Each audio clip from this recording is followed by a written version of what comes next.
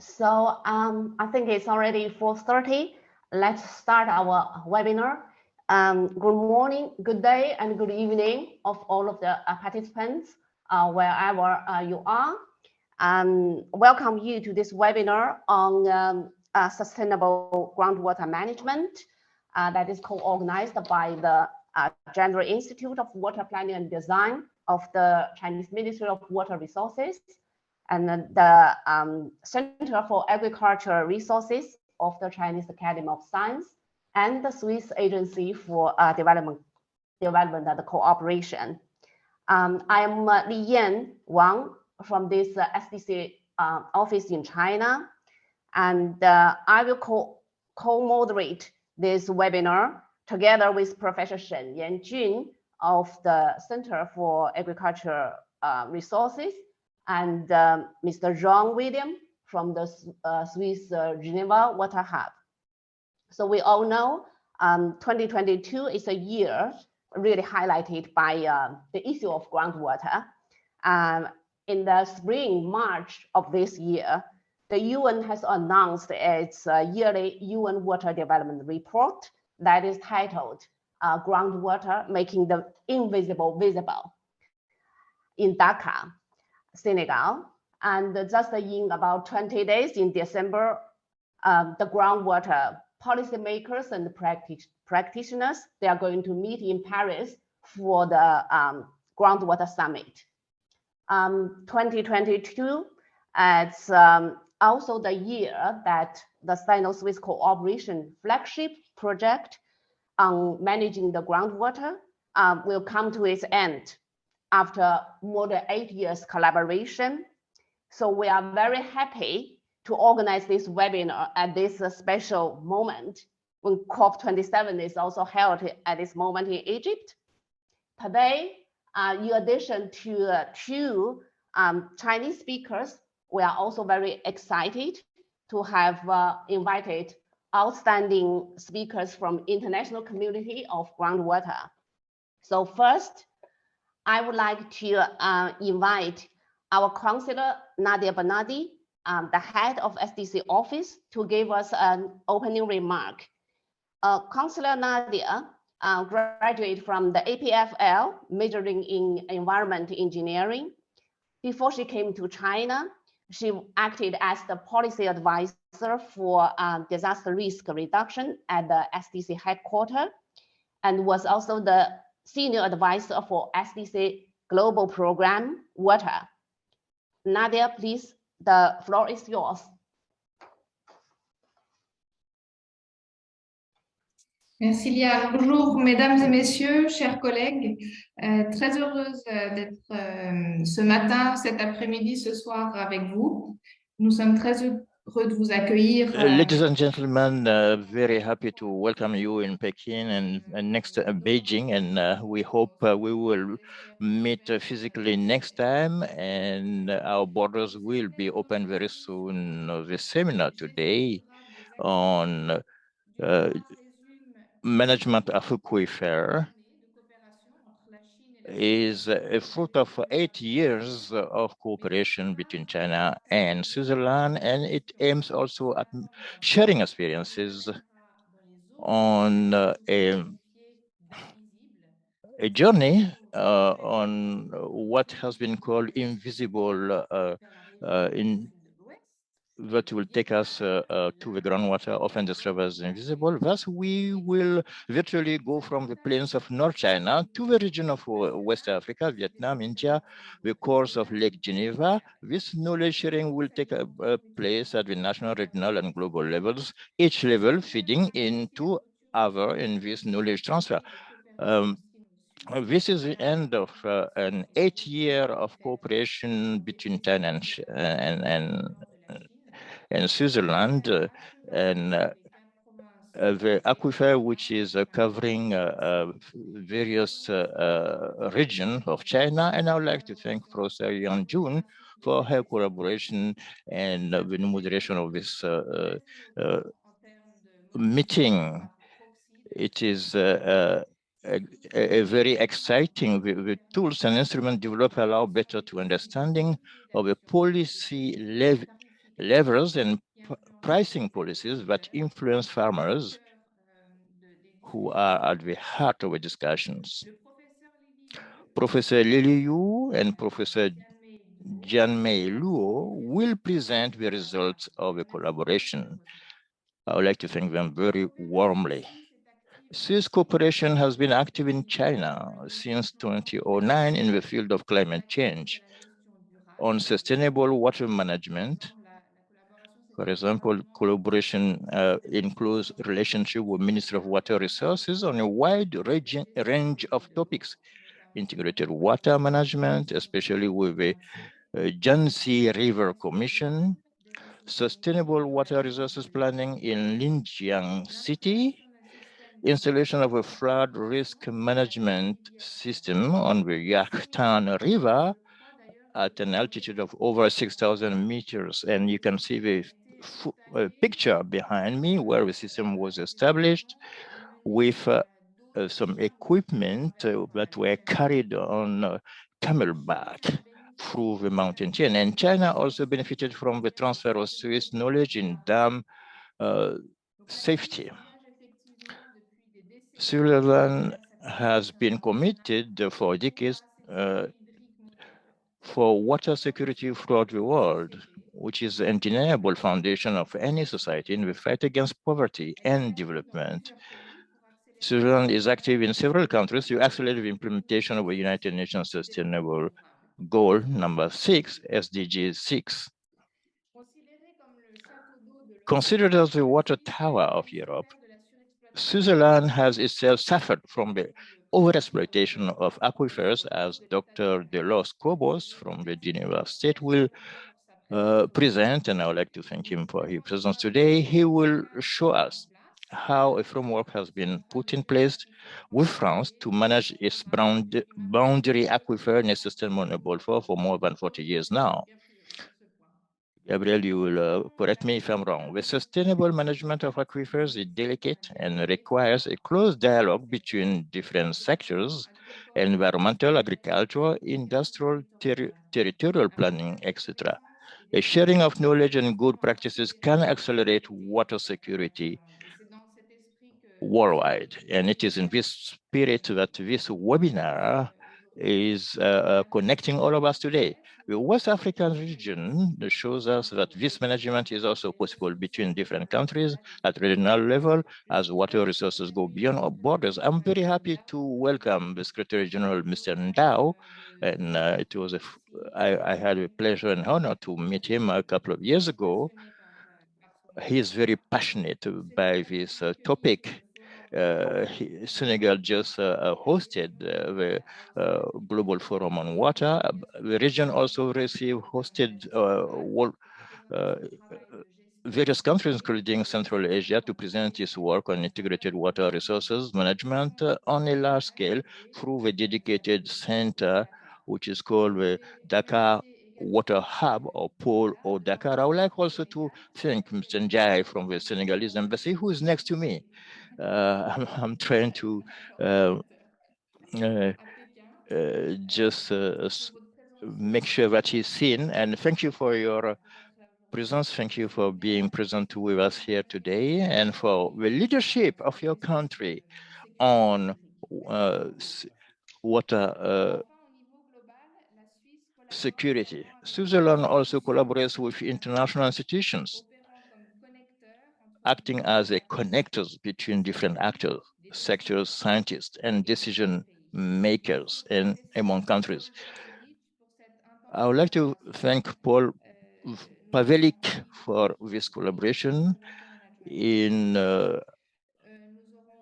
International Water Management Institute. We will also have the presence of a Geneva Water Hub, represented today by Jean Willman, who works to create spaces of exchange, very innovative spaces of exchange between the various actors in several regions of the world. And also another actor, a key actor, is UNESCO in the management of aquifers, and represented today by the director of one of its institute dedicated to the subject, International Groundwater Resource Assessment Center, by its head, Dr. Elizabeth Lichtwood, with whom we will travel to Chile. At this time, when COP27 is being held, we can only remember the phrase of James Bruce, who was a Canadian meteorologist and climatologist. He said, if climate change is a shark, then water is its thief. I wish you a good virtual journey into the invisible for the next 2.5 hours. Thank you very much.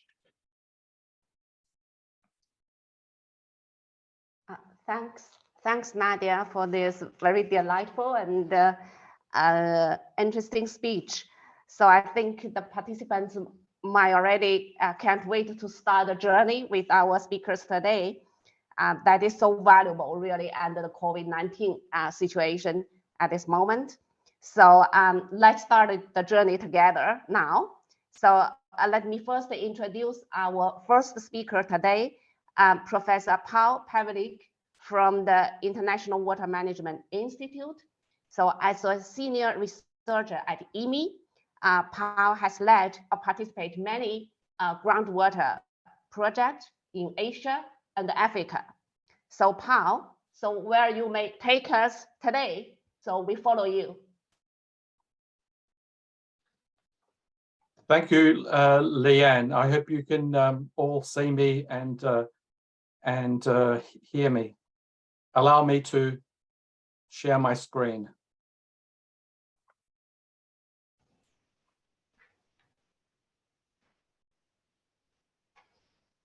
I trust that you're seeing the presentation before you. Yes, Paul, please share your screen.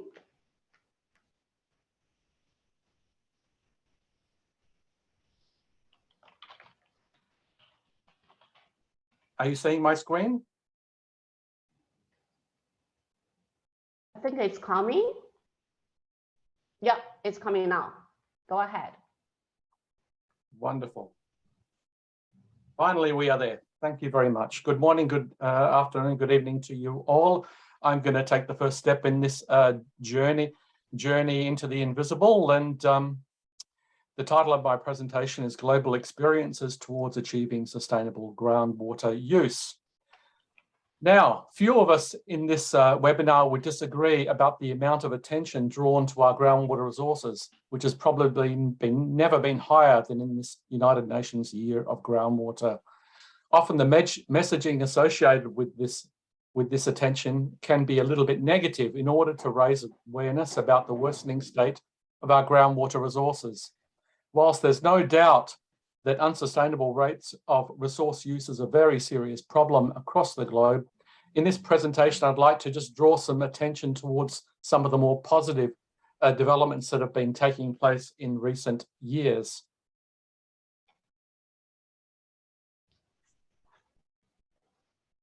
Here I will present a number of case studies where concrete steps have been taken towards addressing groundwater overexploitation. These case studies contain a reasonable amount of scientific evidence in order to establish those impacts of those interventions. In this next slide, I present to you a visual representation of what one hopes to achieve through targeted efforts to improve the state of groundwater resources. The schematic highlights the state of groundwater resources before and after intervention of management practices. Note that the graph on the right-hand side shows the groundwater level trends over time. There is a falling trend in levels under the prevailing state in the period prior to intervention, and then in the period after intervention, the trend is rising. It might be useful to think of the interconnected nature of the main elements of the groundwater system that are in place to allow for productive beneficial use. Storage, shown here on the left in blue, is the key feature of groundwater that makes it a strategically important resource. When that storage is threatened due to excess pumping, then we need to look for ways to boost our supply. Extraction of groundwater requires energy and labor.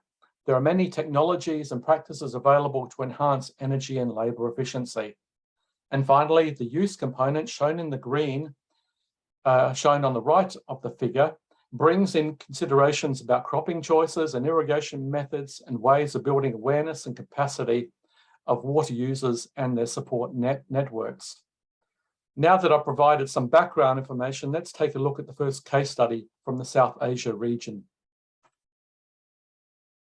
Nowadays, we're observing more and more places in the world where groundwater depletion is happening alongside other water management challenges such as flooding.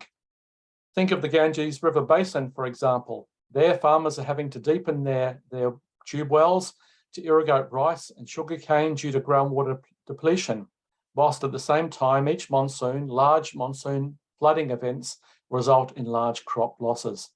We, by which I mean the International Water Management Institute, my own institute, and other partners decided to see whether we could make progress in reducing the impacts of both of these water challenges through managed aquifer recharge, or simply known as MAR, M-A-R, by redirecting the floodwater to fill underground storage, as shown in the schematic on the left-hand side of this particular slide. We set about piloting this particular type of MAR in a village in the state of Uttar Pradesh in India.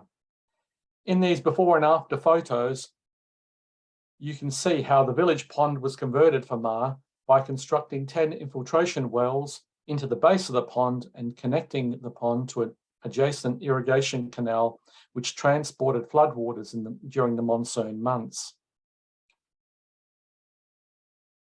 We carried out 3 years of pilot testing at this site. From this, we found that we could recharge somewhere between 30 and 60 million litres each year from that one pond. We tested the surface water quality that we're recharging carefully, and although it was far from pristine in quality, it was no worse than the quality of the ambient groundwater in the area. We developed surface and groundwater models to predict the effects of scaling up of that pilot, recognizing that there were thousands of unused village ponds within the sub-basin where the trial was conducted that could be potentially converted for recharge. Now, drawing your attention to the middle box in the slide, we see that the modelling demonstrated that groundwater depletion could be reversed if the trial was replicated on a sufficiently large scale. Flood risk could also be reduced, as we demonstrated from the surface water modelling. Engagement processes with the community and different levels of government was essential for ensuring that the solution we offered aligned with the needs of those stakeholders. The project has achieved some degree of success in influencing agricultural development policies in the district and more broadly. The next example is from the Madhya Canal project, which offers another way of implementing MAR, managed aquifer recharge, in irrigation command areas. The canals that are not used in the monsoon months have been fitted with water control structures to enhance infiltration through the base of the canals and the surrounding fields. There are a couple of things interesting to share about this particular case study. Firstly, although it was a trial, it was of a very large scale. It extends over an area of about 2,000 square kilometres and takes in several administrative districts. Secondly, its long duration, noting that it was run for a period of about a decade so that long-term impacts of the interventions were able to be directly observed. The graph shown here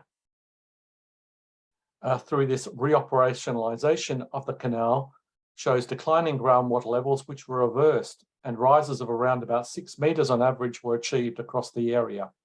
Apart from the benefits in water availability, energy, agricultural production and livelihood benefits were also observed, as I pointed out in the text within the slide. For example, farmers were able to increase their incomes by 26%. In a recent study, we've assessed the global opportunities for MAR with floodwaters. The findings show that conditions conducive to MAR are present across all inhabited continents. High suitability areas are shown in the 2 shades of green, light and dark green. They cover areas that are home to around half the world's population and 40% of the agriculturally cultivated areas, cropped areas. These areas take in almost 200 cities with a population of 500,000 people or more. Note, for example, that the North China Plain is amongst the areas highly suited to Ma with floodwaters. The next case comes to us from the Central Highlands of Vietnam.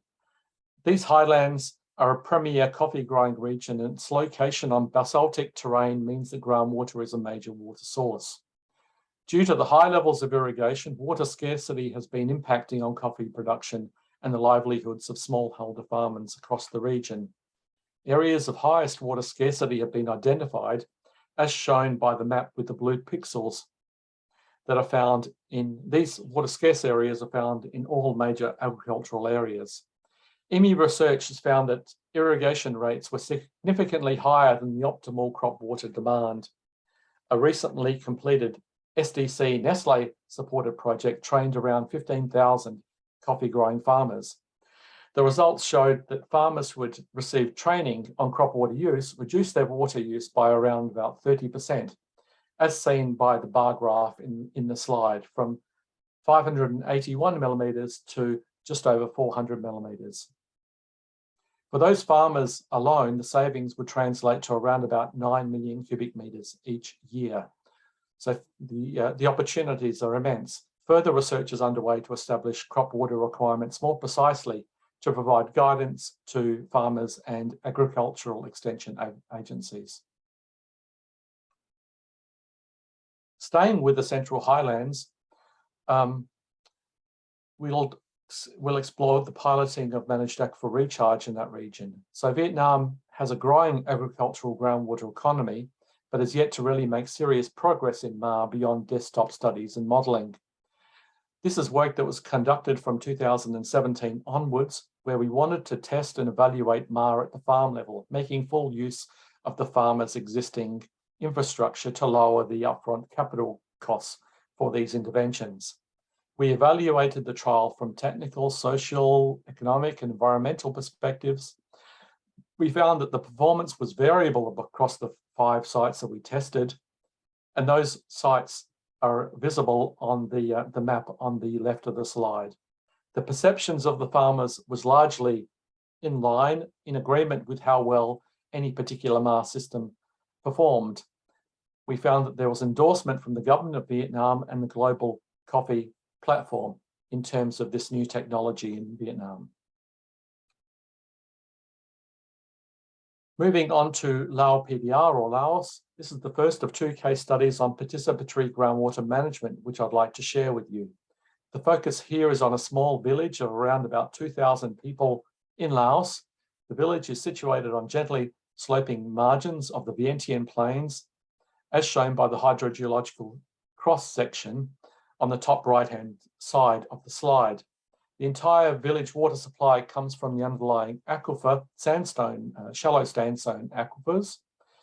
And with no external support, what's remarkable is that these villages have independently developed a robust strategy to cope with water scarcity. Rules have been put in place for water sharing based on essential needs and placing limits on use of groundwater for cultivation. These rules are used as a way of resolving internal conflicts over water availability. The strong cultural and community cohesion within this multi-ethnic village means that these local arrangements are nowadays followed pretty well. The next example comes from India, and it relates to the AP Farms project. AP Farms stands for the Andhra Pradesh Farmer Managed Groundwater Scheme. It's the largest and longest running participatory groundwater management project that I myself am aware of. It was conducted in the state of Andhra Pradesh in India and run by local NGOs with financial support provided by the Dutch government and then later the FAO. The project operated for a decade and covered over 600 villages in 7 districts. The rationale for the project was that falling groundwater levels had resulted in significant socioeconomic impacts, including failures in tube well drilling, created farmer debt traps, and migration to the cities, and so on and so forth. The project, AP Farms that is, was designed to increase farmer knowledge about groundwater and provide access to scientific information that could bridge the information gap between technical experts and farming communities.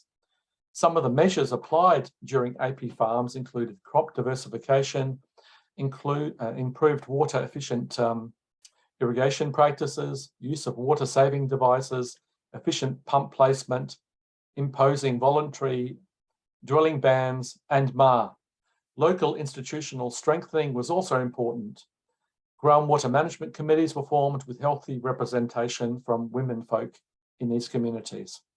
The monitoring data collected by the project suggested that between the period from 2006 to 2014, the stress on the groundwater resources had been reduced in most cases, as seen from the plots on the top right-hand side of this slide, showing the groundwater draft trends over this period.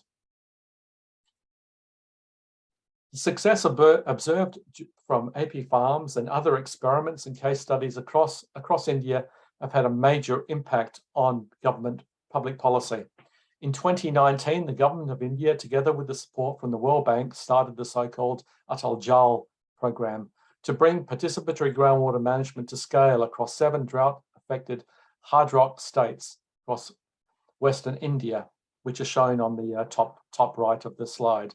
The total investment into Atal Jal is estimated to be around about $1 billion US, and many of the elements of AP farms are embedded within the program. Now I'd like to consider the urban environment. This case is from the Asian megacity of Bangkok, where the average elevation of the city is just 1.5 meters above mean sea level. With rising sea levels on one side of the city and incoming floodwaters on the other during the monsoon months, the added problem of land subsidence observed in the 1970s and early 1980s was just one problem too many that required urgent attention. The key aquifers for control were the so-called 2nd, 3rd, and 4th aquifers beneath the city, found at depths of 100 to 250 meters below ground level. The initial approach used, that is from the late 1980s through to the early 1990s, was to close public water supply wells and replace them with distributed surface water supplies. Now, this brought about a massive spike in drilling for domestic, commercial, and industrial use in response to the high charges associated with the pipe water. So the desired effect was not being achieved. In response, the Groundwater Act of 1977 was invoked and new legislation passed by government to take more serious action. This included defining critical areas where well drilling would be banned, closing wells where pipe water supplies were present, licensing wells according to metering or estimation. In fact, licenses are needed now for wells that are deeper than 15 meters deep. Public awareness campaigning was also undertaken. The groundwater fees are as high as $0.21 US per cubic meter of water pumped, and the approaches applied were fine-tuned over time by the groundwater authorities. Dedicated staff were assigned to licensing and site inspection. Loopholes in the licensing systems were independently checked and fixed over time. The groundwater resource recovery efficiency is estimated to be around about 80% or more. As a result of these regulatory and economic measures, rates of subsidence were reduced throughout the city from a peak of around about 10 centimetres per year down to about 3 centimetres per year, as you see from the plot on the bottom right-hand side of the graph. Case study 5 comes from the city of Perth, which is Australia's 4th biggest city. The most important water resource in Perth is the Gnangara groundwater system, shown by the map on the bottom right-hand side of the slide. Climate change is now well documented to have reduced Perth's rainfall by around about 15%, and runoff has declined by significantly more than that. Major reductions in groundwater storage have been observed, as you can see from the plot in this slide. As a result, the health of groundwater-dependent wetlands and their biodiversity is suffering, as seen from the photos on the bottom left, and groundwater quality is reducing in some areas. Urgent attention was required to manage the groundwater system sustainably and adapt to climate change. The groundwater allocation plan for the Gnangara system was prepared and updated where needed. The plan is underpinned by extensive groundwater modelling and analysis to estimate the sustainable groundwater balance. Targets for water reduction ranging from 10 to 30% was estimated across different water user groups.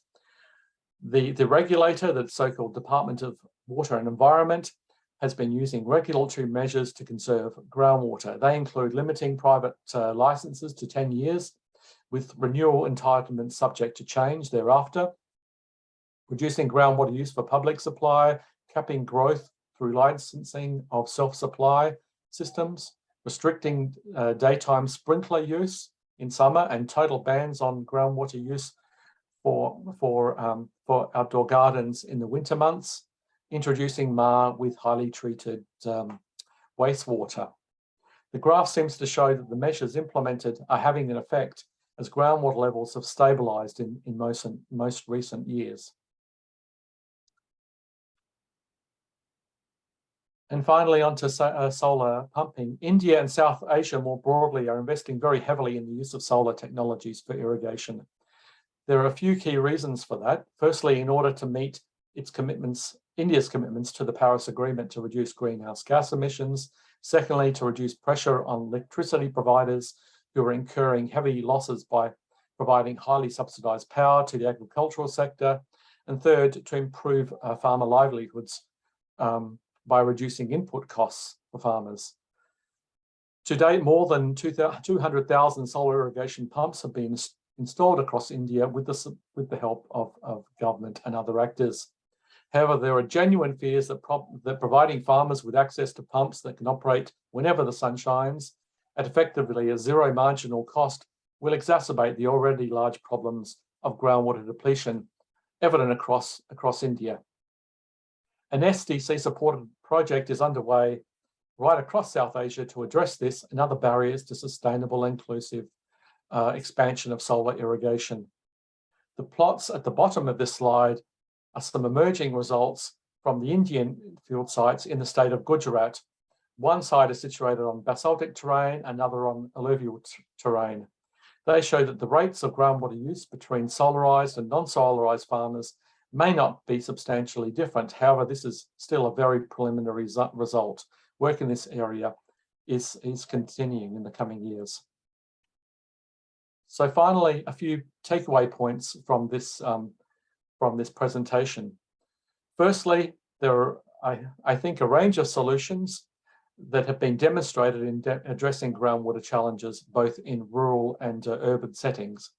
And they've been demonstrated right across the Asia-Pacific region and potentially applicable to other regions as well. Secondly, solutions require tailored approaches that build on good evidence, namely data, technical and institutional capacity, community awareness, and political willingness to be successful. Third message is that the restoration of groundwater balances can be achieved through either demand or supply-based management, but combined approaches are probably best. And finally, applying a nexus approach that harmonizes water policies with agricultural policies and energy policies helps to facilitate some positive outcomes. So finally, a big thank you to STC and other organisers of this webinar for the opportunity to contribute to this important event. And I'm happy to take questions and comments in the remaining time.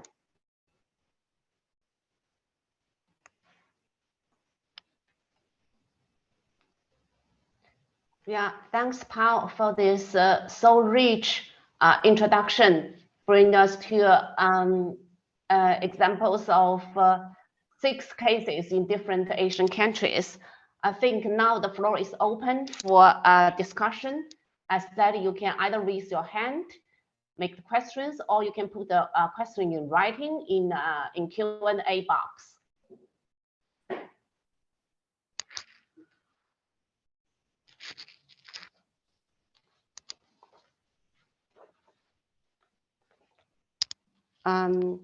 Let's wait for the questions to come. Maybe Paul, I can just make a question to lead the discussion. You have mentioned a very useful measures to construct the different ponds to store the flood water. and you give also the scientific evidence that those pools really helped in storing more water for the dry years to use. I have a question that's like, when you do you have any scientific tools to decide where these storage places should be, make by scientific analysis, or you just, for example, there's some principles that they should be constructed at close to the river or canal, or in the lower place with altitude? Then how you decide at the beginning? Because I also in China, in the villages, we also have such kind of measures. Okay, thank you, Leanne. That's a great question. Of course, we didn't have time to go into all the details, but there are extensive publications about that work if you're interested. What we started off doing was site suitability mapping. I showed you a global map of Mars suitability, but of course that's very much a bird's eye view, and when you start to go down to the ground, it's very, very different. So we did very detailed mapping of the Ganges basin at the watershed level, and then settled upon a particular river basin, and then did a lot of field surveys to identify potential villages. But we didn't rely on biophysical data alone. We really needed to work with the authorities and the communities to ensure not only that the supply was there, that the technology was potentially useful, but also that there was a strong demand from the farmers and a willingness to participate, because this is a very participatory type of approach that cannot be done without the interest and the engagement of communities. Mm-hmm. And Paul, if you go to the chat box, there is also an audience put a question in the chat box, and that's how to prevent pollution during the MAR. So you have introduced a few measures of MAR, but how to prevent the pollution? Yes. Well, what we're advocating in the developing country context are very simple approaches, pragmatic approaches that don't rely on high tech, because generally in these rural areas, anything too advanced will not be sustainable. So we're using passive techniques for treating the water. We're using sedimentation in the ponds and sand and gravel filters around the wells to treat the water. But of course, that can only remove particulate matter and a limited amount of contamination, basically. So the best thing is to ensure that the sites that we select are not polluted, and that was an important criteria in selecting these ponds, so that we weren't introducing pollutants into the underground. Of course, in this setting here, it's intensive agriculture, and there is some agrochemicals, but we kept a very close check on that and ensured that the quality of water that we were infiltrating into the system, its gravity infiltration, was no worse than the ambient groundwater within that area. And we were targeting the superficial aquifer here, not deep, cleaner aquifers, superficial aquifers that are potentially contaminated by surface practices anyway. Mm-hmm. Paul, can you also read the question in Q&A window? There's a question that's asking about the participatory approach. What is the active role the community has taken, and who led the process of this participatory approach in different countries? Okay, that's a good question. I think what I tried to show through the Laos experience and through the Indian experience was that they were very, very different, both in scale and the way that they went about solving the problem. So in the Laos situation, it was really a case of self-mobilization. They didn't have external players to do this, and the needs were critical. In these hard rock aquifers that have very limited storage, they had to construct rules and ensure those rules were implemented themselves. In the Indian situation, the community were guided by the NGOs to do this. So they were basically given a lot of information on what is groundwater, how to monitor their groundwater and how to respond to what groundwater monitoring information was telling them. For instance, they'd monitor and they'd develop crop water budgets for that particular season, that next season, based on the amount of groundwater that was available. Now, the information was translated into a language that was applicable to the community. So they didn't understand terms like cubic meters of water.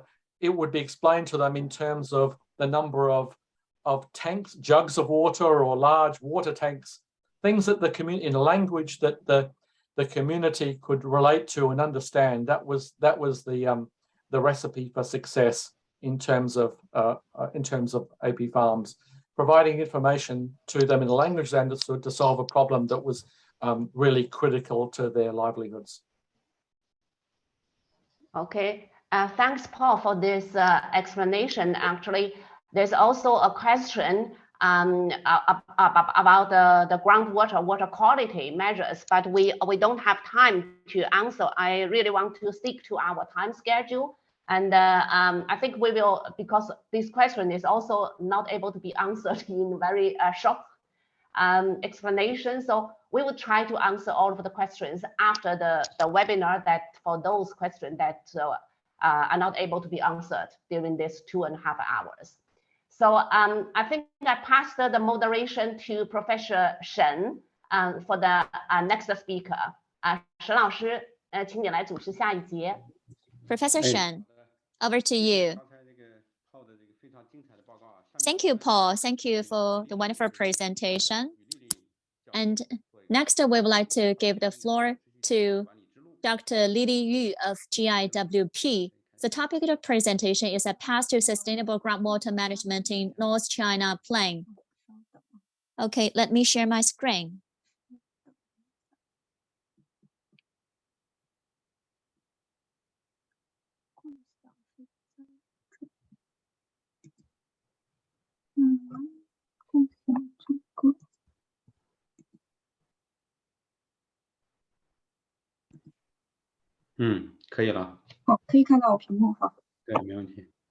Yes, we can see your screen, please.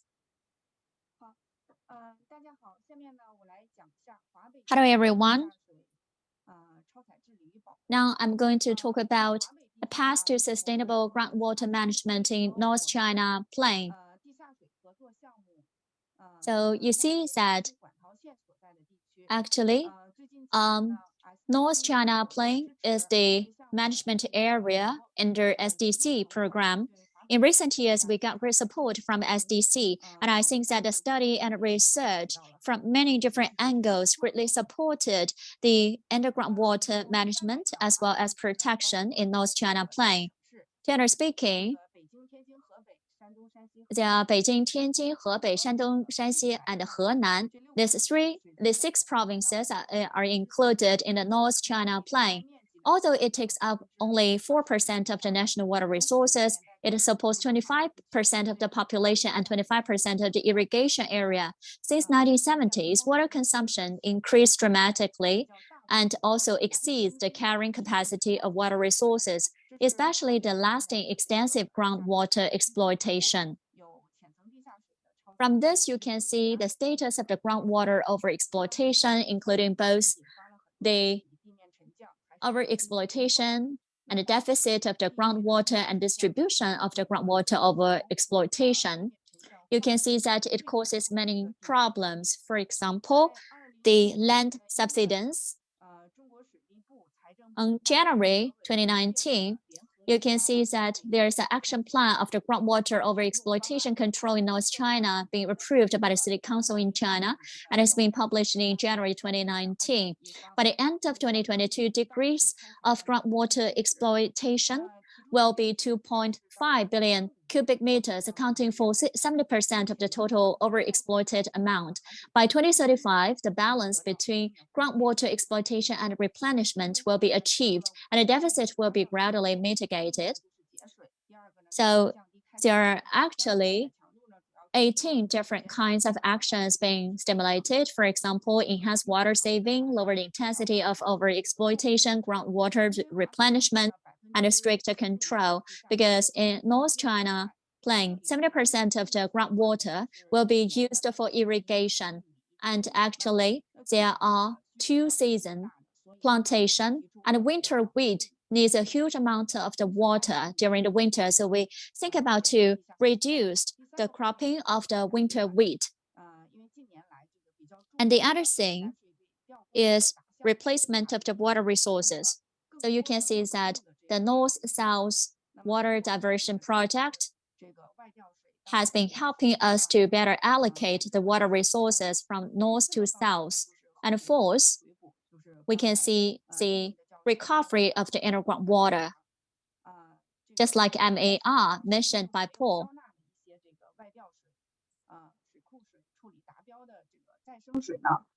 And also some recycled water, and it can be used as a recharge, and it can also help to restore the environment in the lakes and also rivers. So after a few years of rehabilitation, this is quite useful. In Beijing, Tianjin, Hebei, the groundwater yield actually reduced from 16 billion to 9 billion cubic meters. So the groundwater supply decreased from 66% to 35%. And along with the reduction of the groundwater abstraction, the groundwater level has also risen significantly, and the rivers and lakes ecosystem have also been restored. So in the past, a lot of river courses were dried and also stockpiled with some garbage. And with the rehabilitation and recharge of the water, you can see the restoration of the ecosystem, ecology of the rivers and lakes. So despite this progress, the overexploitation of groundwater still exists in some areas because it has been there for many years, so it couldn't be resolved within a few years' time. Therefore, there are still many challenges in the sustainable use of groundwater in the northern plain. First of all, there are still some overexploitation of groundwater in some areas, and in some areas, their engineering structure have not been put in place, and they don't have a reliable water sources to replace the current groundwater. But they still need to ensure the supply to the production and also to the residents. So they could only use the exploitation of groundwater to meet the needs. And up to now, most of the overexploitation is still in these very deep, confined aquifers. And then, well, it will still take a long time to really restore the depleted aquifer. So 180 billion cubic meters of gap in terms of the depletion of the aquifer. And so the restoration of these 180 billion will take a very long time. So in the northern China plain, you can see that the water resources development and utilization is still at a very high level. So now with these rehabilitation measures, some areas exploitation has now dropped to a reasonable level, acceptable level, but still it's still on a very tight balance. So it could be 90% of the exploitable resources, or 95% of the exploitable water resources. So there's not much room for restoring the originally depleted aquifer. And then in the northern China plain, the water resources availabilities and also the groundwater availabilities are affected by the climate change and also by the meteorological and climate conditions. So it's also declining due to the climate change. And then the fourth challenge is how to address the issues that arise because of the overdraft of groundwater. So it would still take a long time to be on track. So regarding these challenges, we have also put forward some plans for the next step. So first of all, we should strengthen water conservation in all aspects. So yeah, perhaps we have some external diverted water. However, well, the northern China plain still suffers from water scarcity. Therefore, we put water conservation as the top priority, and irrigation is the key focus. So we should use some water saving measures. And just now our professor talked about this. For example, water saving irrigation to reduce the overdraft. And second is to extend the coverage of water supply network and optimize the allocation of water resources. So maybe in rural areas, while these some of the water supply for rural areas are also integrated into the urban supply network. For these deep confined water, well, we try to use surface water to replace the use of a deep confined water. And the third measure is to implement river and lake groundwater recharge. So on the key rivers and water systems, we implemented a recharge, and now we are going to focus more on the pediment areas. For these pediment areas, they actually are very effective in restoring the aquifer. And then fourthly, restoration of key areas. For example, for these, also the rehabilitation of key spring areas and also prevention of seawater intrusion. But these are all very complicated issues. So we need to do research and strengthening monitoring and adopt targeted measures in these regards. And fifthly, implement the groundwater management regulation to strengthen the management of groundwater. So the groundwater management regulation was effective on October 2021, and this is the first national level regulation targeting at the groundwater in China.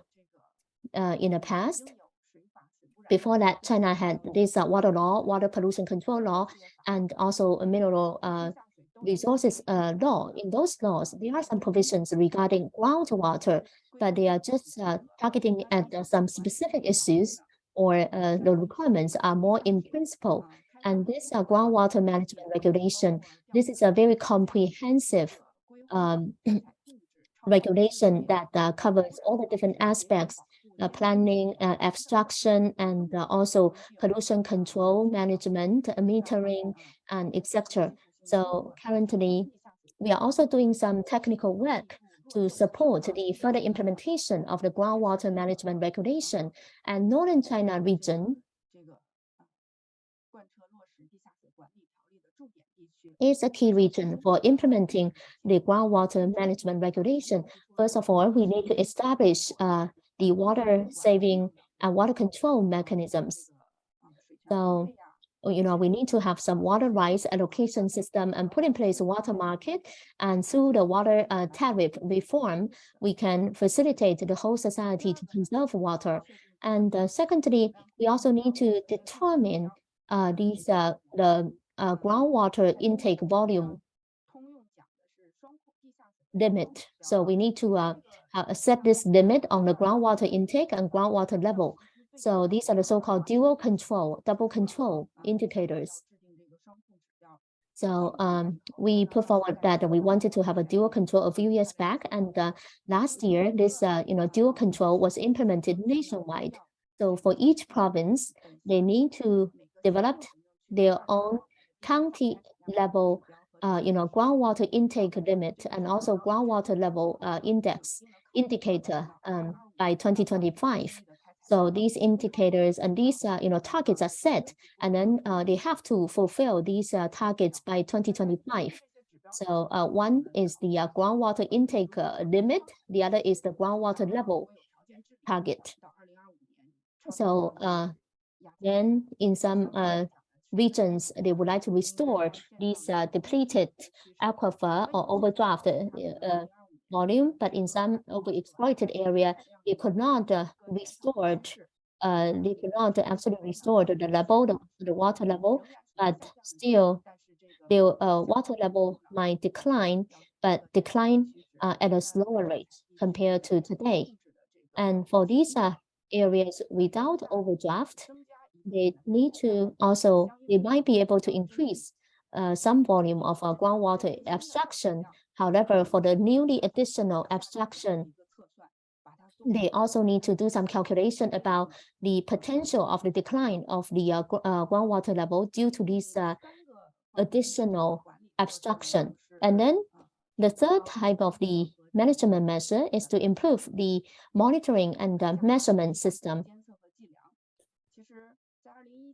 So in 2017, China actually implemented the phase 1 of the groundwater monitoring system, a project. So basically, an additional of 20,000 monitoring wells for groundwater were added, and this provides a very strong technical guarantee for the monitoring of the groundwater. And in the areas where there are fragile ecosystems, we might also add some more monitoring wells. And then also metering for the abstraction of groundwater. So according to the regulation, it is stated that there are some requirements for the abstraction of the groundwater and also metering. So there are some difficulties here because in one county, there could be thousands of wells for groundwater abstraction. So if we install meters for every well, that's a huge cost involved. So how do we do it in the next step? Well, maybe we'll begin with large wells with a very big abstraction volume and start to meter them. So in some provinces, they also use some approach of so-called converting electricity into water. So converting electricity amount into water amount. So this estimates by converting electricity into water can also provide some some technical support to us, but we also need to be more granular. So if we turn the electricity into the solar, so then how do we use this approach if all the pumps are solarized? And then also how to strengthen the management of the groundwater restricted areas. So we have some so-called no-go area where you cannot abstract any water. And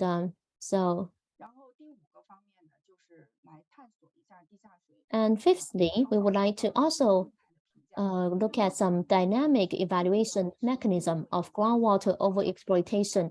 So right now we have a so-called once in a 10 years evaluation for the groundwater overexploitation. And now with the work progressing, many provinces feel that 10 years is too long to have this evaluation of the groundwater overexploitation. Therefore, we are also thinking about whether we could do some annual dynamic evaluation. And for this overdraft area, we can evaluate the effectiveness of their work. And also for those areas that do not have overdraft, but they are exploiting the water quite extensively, we can also make some dynamic evaluation and see if there are some potential overdraft issues. Okay, now let me make a summary.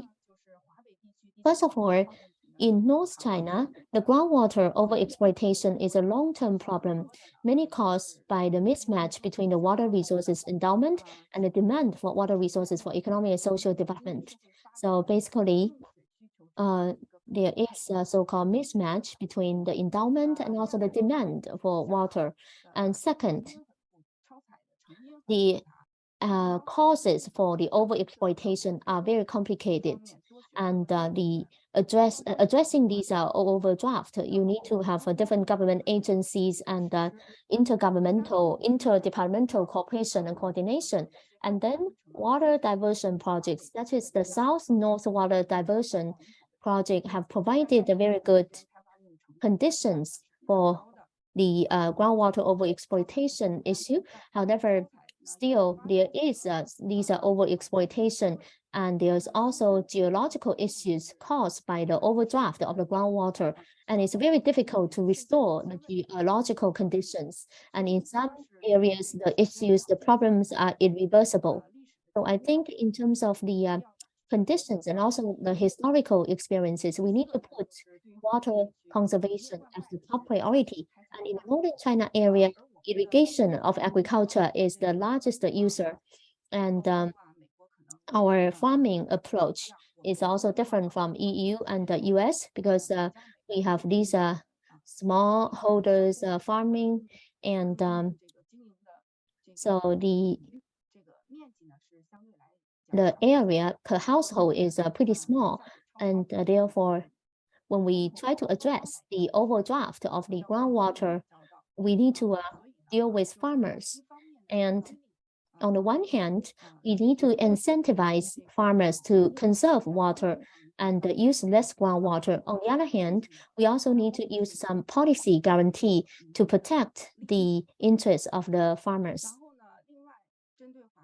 Well, and in addition, regarding the overdraft of groundwater in the northern China plain, there are still some technical issues to be studied further. First of all, so we are actually determining these so-called groundwater intake limit and also water level target. So when we determine these two values, we look at which water level we should reach in the future. However, what is the reasonable groundwater level that should be reached? Because in some regions, they feel that in some areas, maybe the water level is too high, and they have also kind of affected the safety of some buildings. But some of the other regions, the deficit is pretty clear. So what is the reasonable groundwater level that should be reached or maintained in North China? This is the first technical issue we have to think about. And the second, how to restore the deep confined aquifer. We have estimated about the restore. You can see that almost a half are actually for the deep confined aquifer. And you can see MAR for the shallow groundwater is very effective. But we still have to think about whether there are other ways to restore the deep aquifer. And the other thing is that for North China region, you can see that the groundwater restore mechanism is also one of the topics we have to think about. Okay, that's all for my presentation. Thank you so much. Thank you, Professor Shen. I think that our corporation has offered very good technical assistance to North China Plain groundwater improvement and management. Okay, thank you for your presentation. Any questions from the audience? Ms. Yu shared with us some of the measures adopted for the groundwater overexploitation as well as the future measures we can adopt. There's still 3 to 4 minutes left. Let me raise the first question. In the future, we have to control the water level as well as the water volume. You also mentioned for some overexploited area, whether by 2025, the water level can meet our target. When you formulate this policy, for example, if we encounter continuous drought in the next few years, maybe in a specific region, the overexploitation have to be continued. So how do you consider about that? Yes, indeed. For overexploitation management, there are several levels of understandings. First of all, we have to reduce the exploitation of the groundwater. And the second, we have to increase the storage of the groundwater. And we also have to let groundwater to play its role as water level adjustment. Because one of the biggest function of the groundwater is to ensure water security during drought years. When we formulate the groundwater level indicators, we consider about 3 scenarios.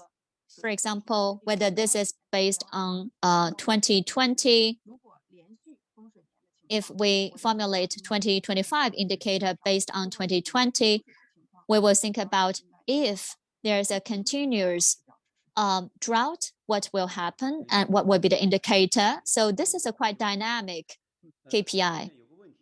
Okay, there's also another question from Liu Xuehao. He is actually asking about all kinds of measures, for example, water conservation and water replacement and replenishment. What are the contribution of these measures to water resources balance? And comparing with international applications and cases, what are the difficulties and the challenges for groundwater replenishment in China? Okay.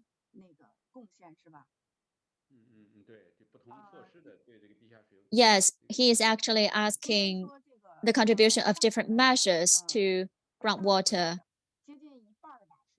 I should say almost 50% are contributed by water sources replacement, and water conservation contributed 30 to 40%, and the rest goes to the plantation restructuring. You know, water resources replacement plays the biggest role.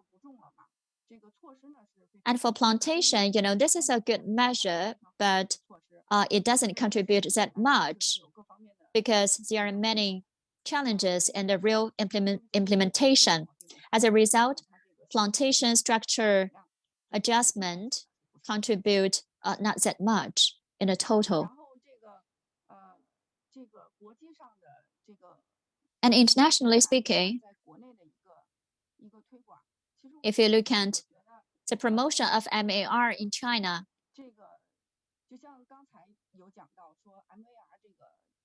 like I said before, for MAR, the biggest importance is to have the guarantee of water sources. And for North China Plain, you can see that aquifer is a very good water storage vehicle, and water replenishment is very well implemented.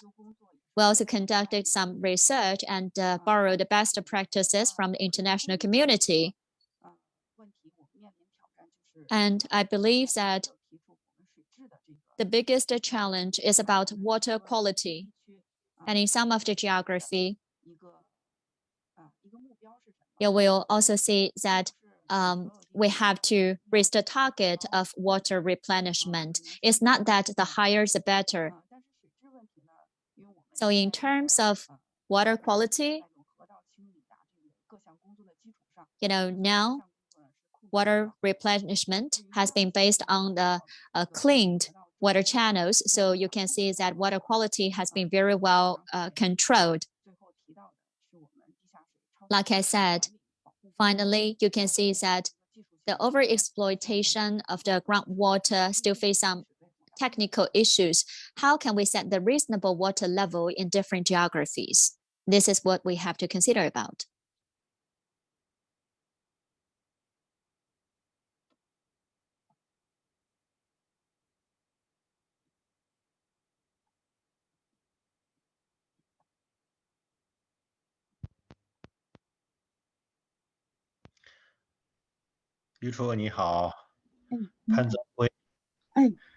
Miss Yu, hello. Hello. I'm Pan Zihui. Like you said,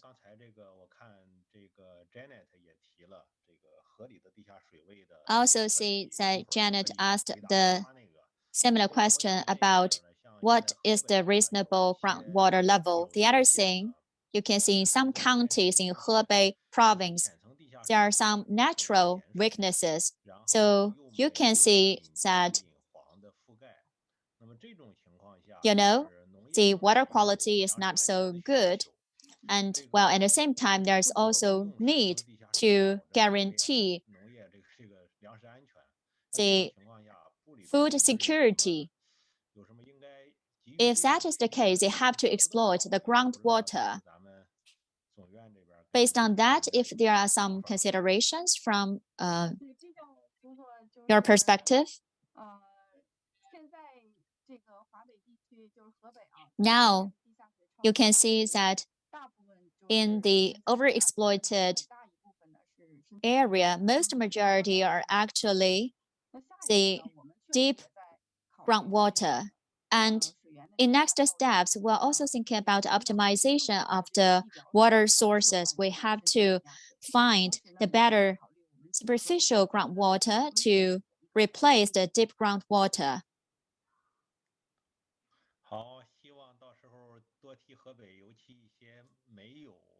Okay. Please think about other solutions for some of the geography which is not covered by the surface water. Thank you.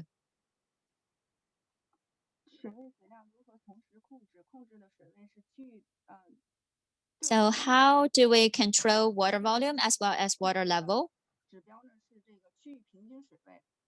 Okay, now we actually think about the regional average water level. The basic unit is the county level administration.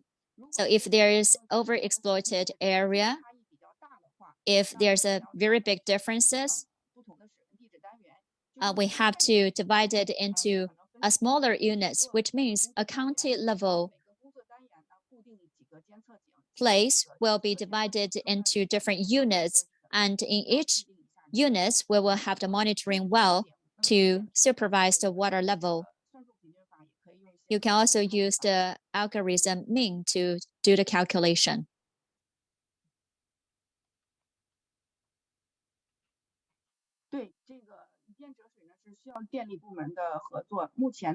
We also need to cooperate with the power sector.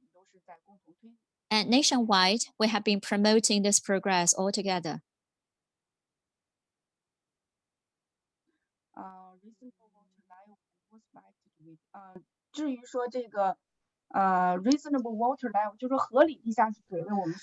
And in terms of reasonable water level, we have to think about ecological environment. And with less groundwater, you can see actually the discharge to the river will also be reduced. And you can also see the evaporation will be greatly reduced. Evaporation is quite relevant to the roots of the plants. In some specific geography, you have to maintain the water level at a specific level so that the roots can absorb water so that to create a good ecological environment. For example, in some northwestern part of China, there are very less rainfall and they strongly rely on groundwater for the plants to grow. And in some of the other geographies, they also need groundwater to maintain the water supply. And in some of the cities, you can see that the groundwater level shouldn't be too high. Otherwise, some places will be flooded. So how to define the reasonable water level? This is really complicated issue. It depends. It have to look at the specific conditions of different geography, different cities, and different locations.